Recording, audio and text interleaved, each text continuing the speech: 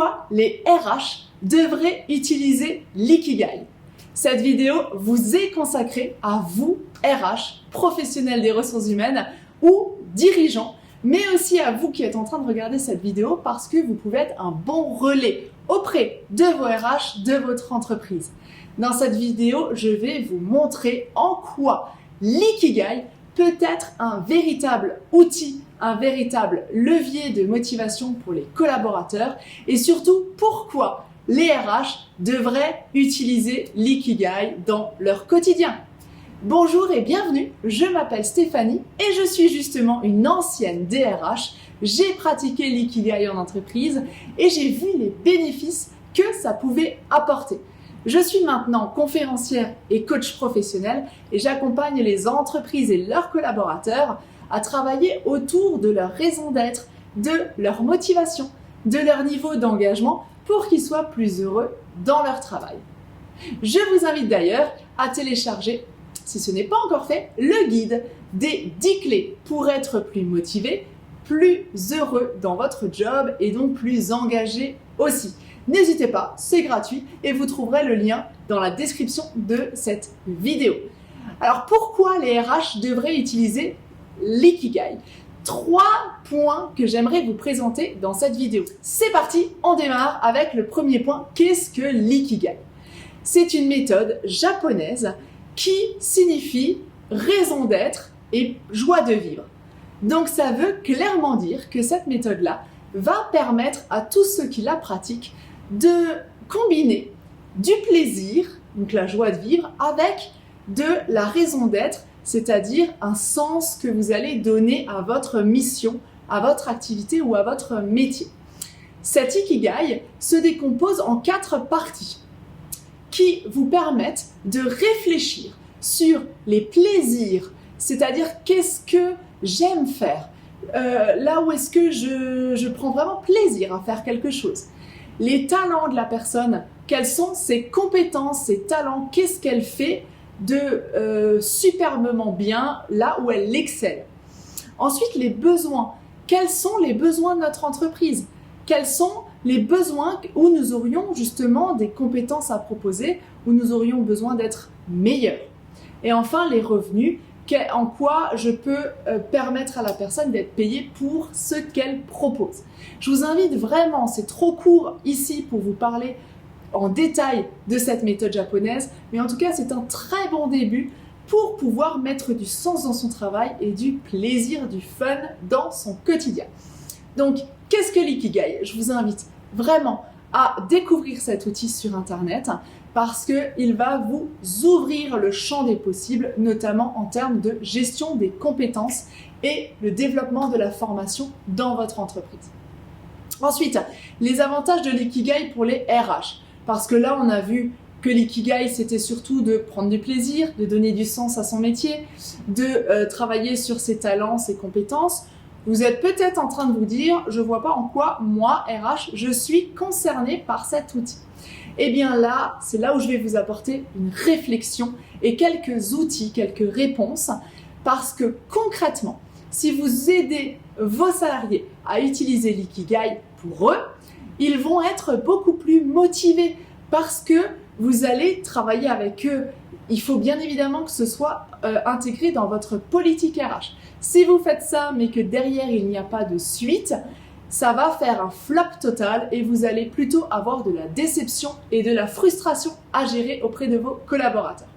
Donc effectivement, ça doit faire partie de votre politique RH, discuter, encoder avec les dirigeants, mais concrètement, quand c'est mis en place dans l'entreprise de manière très précise et méthodique, ça va permettre aux gens d'être plus motivés, d'être tous ensemble, de fédérer autour d'un projet et aussi, ne nous le cachons pas, d'attirer les meilleurs, d'attirer les talents qui sont sur le marché et surtout de motiver et de conserver ceux qui sont dans votre entreprise et donc qu'ils n'aillent pas voir ailleurs. C'est ce qu'on parle et c'est ce qu'on entend notamment dans la marque employeur. Le fait de trouver un métier plaisir qui a du sens et qui répond à un besoin de l'entreprise va en plus leur apporter de l'utilité et c'est pour ça qu'ils vont être autant engagés dans votre entreprise. Ça permet aussi de développer l'envie d'aller travailler, l'enthousiasme. Et vous, dans votre entreprise, est-ce que vous avez 100% des collaborateurs qui ont la banane le matin en arrivant tous les jours? Est-ce qu'ils sont enthousiastes d'aller travailler? Peut-être pas tous. Cette méthode-là vous permet de développer, encore une fois, c'est un outil parmi d'autres, mais de développer l'attitude positive, l'enthousiasme, l'envie d'aller travailler. Ça vous permet aussi d'adapter vos conditions de travail en fonction des différents métiers que vous allez proposer, en fonction de vos collaborateurs et de leurs besoins. Toujours faire ce partenariat win-win, gagnant-gagnant entre le collaborateur et l'entreprise. Ça vous permet de répondre à de nouveaux éventuels besoins. Et enfin, ça c'est le mal du siècle et c'est une réponse, c'est un avantage d'utiliser l'ikigai pour vous RH, c'est que faire un métier plaisir qui donne du sens et qui nous rend utile permet de générer moins de stress. Ça permet d'éviter les burn-out, c'est-à-dire trop de pression. Ça permet d'éviter les bore-out, c'est-à-dire l'ennui au travail. Et ça permet aussi de prévenir les risques psychosociaux, les fameux RPS, qui sont des indicateurs pour lesquels vous devez lutter contre justement en tant que RH. Donc voilà, vous avez 4 avantages à utiliser l'ikigai pour vous en RH pour justement maximiser cet outil dans votre politique. Maintenant, la question, c'est comment aider les collaborateurs à la découverte de leur ikigai. Comment vous, en tant que RH, vous pouvez les sensibiliser. Mais j'ai envie de dire, tout d'abord, informez-les. Proposez-leur cet outil. Informez-les sur comment ça fonctionne, ce que c'est, en quoi ça peut être utile pour eux et pour l'entreprise. Et enfin, j'ai envie de vous poser une question. Peut-être que vous accompagnez vos collaborateurs dans des cellules d'outplacement ou de reclassement.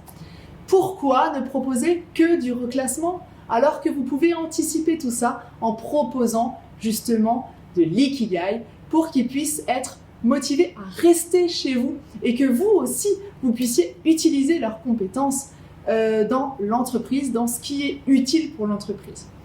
Alors, faites-les accompagner, proposez-leur un coaching ou une méthode avec un coach de manière à ce qu'ils puissent être accompagnés dans la découverte de leur ikigai. Voilà, vous connaissez maintenant les 3 points pour lesquels l'ikigai devrait être indispensable dans la politique RH. Pourquoi les RH devraient utiliser l'ikigai? Vous avez vu ce que c'est l'ikigai. Vous avez aussi compris les avantages pour l'entreprise et pour vous RH d'utiliser l'ikigai. Et enfin, vous savez aussi comment sensibiliser vos collaborateurs sur cette méthode, sur leur ikigai. N'hésitez pas à me mettre vos commentaires. Je serai ravie d'avoir votre retour à vous, RH, dirigeants ou collaborateurs. Je serai vraiment ravie, intéressée et curieuse de voir comment est-ce que vous metteriez en place l'ikigai dans votre entreprise ou alors dans votre travail personnel. Mettez vos avis parce qu'ils vont contribuer à notre réflexion commune et ils vont faire grandir cette communauté. Vous avez d'autres vidéos sur ma chaîne YouTube. Je vous invite d'abord à vous abonner et si vous ne l'avez pas encore fait, appuyez sur la cloche pour recevoir en avant-première la prochaine vidéo. Et ensuite, je vous invite à visionner la vidéo qui s'intitule « Comment trouver sa voie professionnelle ». Elle va vous apporter des réponses supplémentaires et complémentaires à cette vidéo-là.